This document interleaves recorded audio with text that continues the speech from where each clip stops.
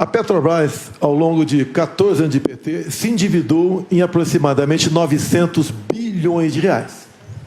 Fruto de desmandos, refinarias começadas não concluídas, entre tantas outras coisas.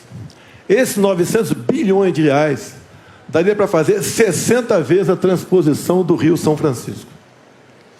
Ou seja, o povo nordestino sofreu por falta d'água por causa de corrupção do seu governo. Mais ainda, esse montante é equivalente a 120 vezes o orçamento do Ministério da Infraestrutura. Eu estou falando isso para que você tenha noção do tamanho da corrupção somente na Petrobras. E delatores devolveram 6 bilhões de reais. Ou seja, corrupção houve. Ô, presidente Lula, o senhor quer voltar ao poder para quê? Para continuar fazendo a mesma coisa na Petrobras? Eu acho que, de vez em quando, a gente tem que acreditar, sabe, de que nada acontece por acaso. Era preciso ser ele para me perguntar, e eu sabia que essa pergunta viria.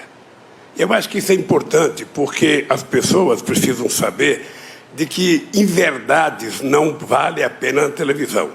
Citar números que são mentirosos também não compensa na televisão.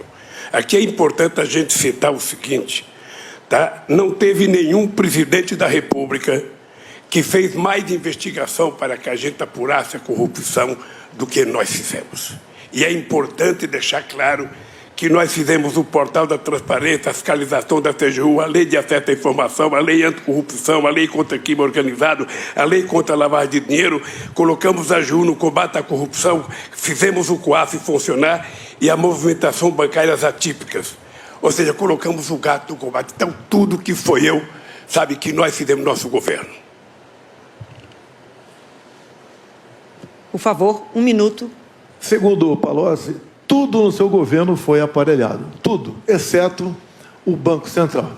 Então, se todo mundo fazia malfeitos, roubava, desviava, só o ex-presidente não sabia. E o Palocci conclui, na sua delação premiada, que foi-lhe reservada uma conta no exterior de 300 milhões de reais, que o senhor recebia pacotes dele mesmo, de 50 mil reais, a título de propina. O seu governo foi marcado pela cleptocracia, ou seja, um governo feito à base de roubo. E essa roubalheira era para conseguir apoio dentro do parlamento. Não era apenas para o ex-presidente Lula, era para ele também conseguir apoio dentro do parlamento. Assim sendo, nada justifica essa resposta mentirosa que você deu nessa questão. Sim, o seu governo foi o governo mais corrupto da história do Brasil. Bom, é indescritível o que nós acabamos de ouvir. O presidente precisaria estar informado de que foi exatamente no nosso governo que a Petrobras ganhou o tamanho que ganhou, com a capitalização de 70 bilhões de reais para a Petrobras crescer. O presidente precisava saber que o meu governo é marcado pela maior política de inclusão social, pela maior geração de emprego, pelo maior aumento de salário mínimo, pelo maior investimento na agricultura familiar, pelo maior investimento na criação da Lei Geral da Pequena Empresa, pela criação do Simples, ou seja, o nosso governo, além disso, foi o governo que mais fez investimento na educação. São 18 universidades federais novas, 178 campi e 422 escolas técnicas que fez uma revolução nesse país. O meu governo deveria ser conhecido exatamente por isso, porque quando eu cheguei na presidência, a gente tinha 3,5 milhões de estudantes na universidade.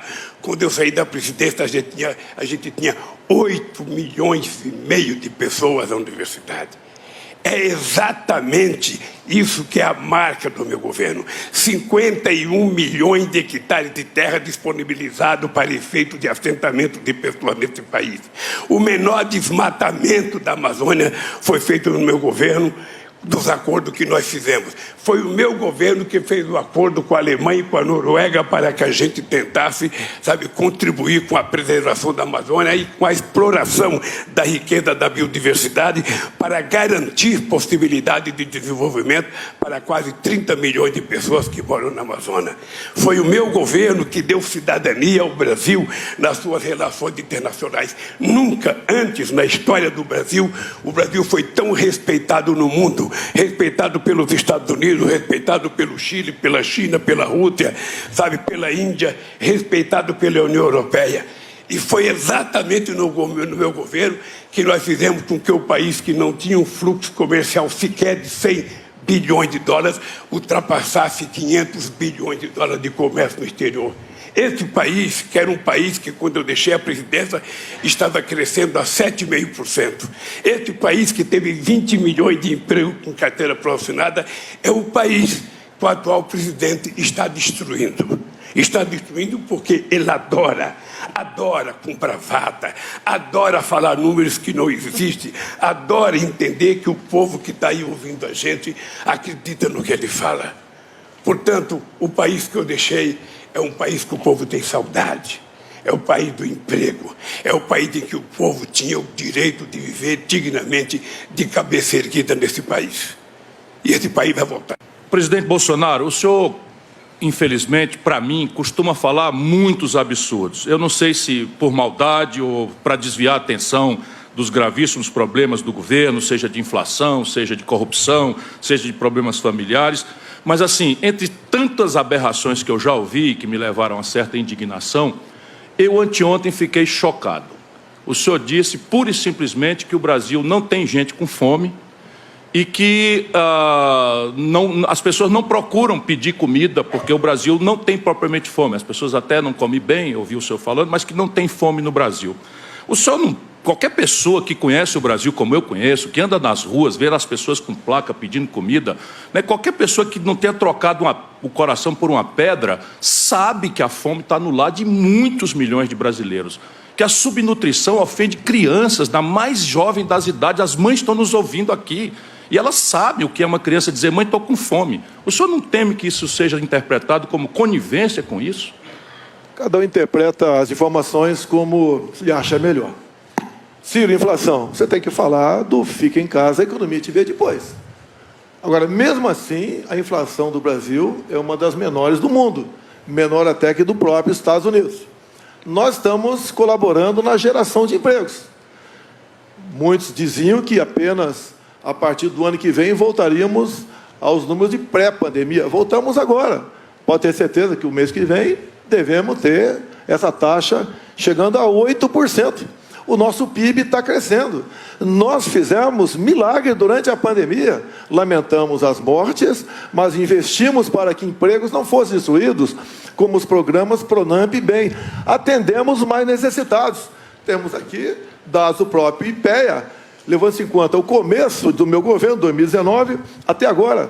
No mundo, o número de famílias na extrema pobreza cresceu. E no Brasil diminuiu, passou de 5,1 milhões para 4 milhões.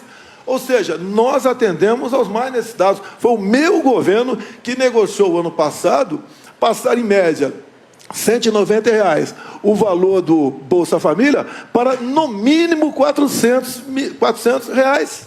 Foi o meu governo, contra o voto do PT na Câmara. Foi o meu governo que, junto ao parlamento, fez diminuir o ICMS dos combustíveis, contra o voto dos senadores do PT no Senado. E o meu governo, no corrente ano, entre outras coisas, deu mais R$ 200 para o Auxílio Brasil até o final do ano. E já está garantido com a equipe econômica que esse valor será definitivo a partir do ano que vem. Ou seja, o meu governo atendeu os mais necessitados. E esses mais pobres que estão passando necessidade, alguns passam fome, sim, não nesse número exagerado. Querer fazer demagogia com números aqui fica complicado. Aí isso é inadmissível. E diz o próprio dados do IPEA, que, por exemplo, quem ganha até 1,9 dólares por dia está na linha de pobreza. 1,9 dólares são R$10. E o Auxílio Brasil paga R$20. Quem, porventura, está abaixo da linha de pobreza, deve ter gente, sim, passando nessa. Sim, é só se cadastrar que vai passar a ganhar, então, o Auxílio Brasil de R$600. Ou seja, é um governo que tem um olhar todo especial para os mais pobres. Demos R$600, 3 vezes maior do que o PT dava lá atrás com o Bolsa Família. E lá atrás era em média R$190 em valores corrigidos, onde tinha família ganhando R$80 por mês. Nós passamos no mínimo 600 e aquela mãe que tem filho e está sem marido, ela pode passar para R$1.200. Lá atrás, quando se conseguiu emprego, perdia o Bolsa Família. No meu governo, não perde